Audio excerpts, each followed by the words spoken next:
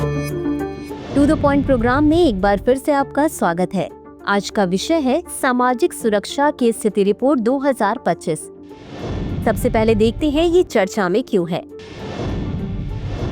हाल ही में जारी सामाजिक सुरक्षा की स्थिति रिपोर्ट 2025 के अनुसार 2022 तक निम्न और मध्यम आय वाले देशों में लगभग 2 अरब लोगों के पास पर्याप्त सामाजिक सुरक्षा का अभाव है। अब जानते हैं सामाजिक सुरक्षा की स्थिति रिपोर्ट के बारे में। विश्व बैंक द्वारा जारी सामाजिक सुरक्षा की स्थिति रिपोर्ट 2025 वैश्विक सामाजिक सुरक्षा प्रणालियों का व्यापक मूल्यांकन प्रदान करती है।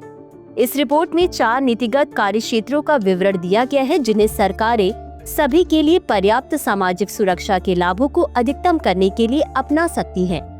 जरूरतमंद लोगों को सामाजिक सुरक्षा प्रदान करना, सामाजिक सुरक्षा समर्थन की पर्याप्तता को मजबूत करना, आघात रोधी सामाजिक सुरक्षा प्रणालियों का निर्माण और सामाजिक सुरक्षा वित्त पोषण को अनुकूलित करना। रिपोर्ट में चर्चा की गई है कि सुधारों का मार्ग प्रत्येक देश की स्थिति, क्षमता और वित्तीय संसाधनों पर निर्भर करेगा। आघात और संकटों की बढ़ती आवृत्ति के कारण सामाजिक सुरक्षा और श्रम प्रणालियों की अनुकूलनशीलता और तैयारी में बड़े निवेश की आवश्यकता है। अब देखते हैं रिपोर्ट की मुख्य बातें। निम्न आय वाले देशों को सबसे अधिक घाटे का सामना करना पड़ रहा है, जहां 80% से अधिक आबादी या तो पूरी तरह से वंचित है या उन्हें पर्याप्त कवरेज नहीं मिल पा रहा है। उप सहारा अफ्रीका सबसे अधिक प्रभावित क्षेत्र है, जहां 70% से अधिक आबादी को किसी भी प्रकार की सामाजिक सुरक्षा उपलब्ध नहीं है। यह रिपोर्ट किसी देश के आर्थिक विकास को सीधे सामाजिक सुरक्षा के कवरेज से जोड़ती है। रिपोर्ट में अनुमान लगाया गया है कि वर्तमान दर पर अत्यधिक गरीबी में रहने वाले लोगों को पूर्ण कवरेज सुनिश्चित करने में 2043 तक का समय लग सकता है तथा सबसे गरीब 20% परिवारों को कवर करने में 2045 तक का समय लग सकता है। भारत का सामाजिक सुरक्षा कवरेज। अंतर्राष्ट्रीय श्रम संगठन की विश्व सामाजिक सुरक्षा रिपोर्ट 2024-26 के अनुसार भारत का सामाजिक सुरक्षा कवरेज 2021 में 24.4% से लगभग 2 गुना होकर 2024 में 48.8% हो गया है।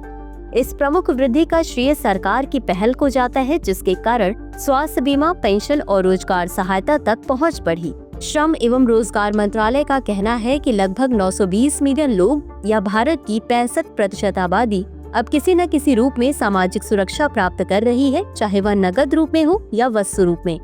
भारत की प्रगति ने वैश्विक सामाजिक सुरक्षा कवरेज में 5% की वृद्धि में भी योगदान दिया है, जो वैश्विक स्तर पर कल्याण में सुधार लाने में इसकी महत्वपूर्ण भूमिका को उजागर करता है। निष्कर्ष: यदि तत्काल सुधार नहीं किए गए तो विश्व 2030 तक सतत विकास लक्ष्य 1.3 व्यापक सामाजिक सुरक्षा कवरेज प्राप्त करने में असफल रहेगा। समावेशी और लचीली प्रणालियों में निवेश केवल एक नीतिगत विकल्प नहीं है, बल्कि एक नैतिक और विकासात्मक आवश्यकता है। इसी के साथ अंत में देखते हैं आज के अभ्यास प्रश्न को। सामाजिक सुरक्षा की स्थिति रिपोर्ट के बारे में निम्नलिखित कथनों पर विचार करें। 1. अंतर्राष्ट्रीय श्रम संगठन द्वारा सामाजिक सुरक्षा की स्थिति रिपोर्ट 2025 जारी की गई। 2. रिपोर्ट में बताया गया है कि 2022 तक निम्न और मध्यम आय वाले देशों में लगभग 2 अरब लोगों के पास पर्याप्त सामाजिक सुरक्षा का अभाव था। उपर्युक्त में से कौन सा या कौन से कथन सही है या सही है? A केवल 1, B केवल 2, C 1 और 2 दोनों, D न तो 1 और न ही 2। इस प्रश्न का उत्तर कमेंट बॉक्स में जरूर दें। आज के लिए बस इतना ही। धन्यवाद।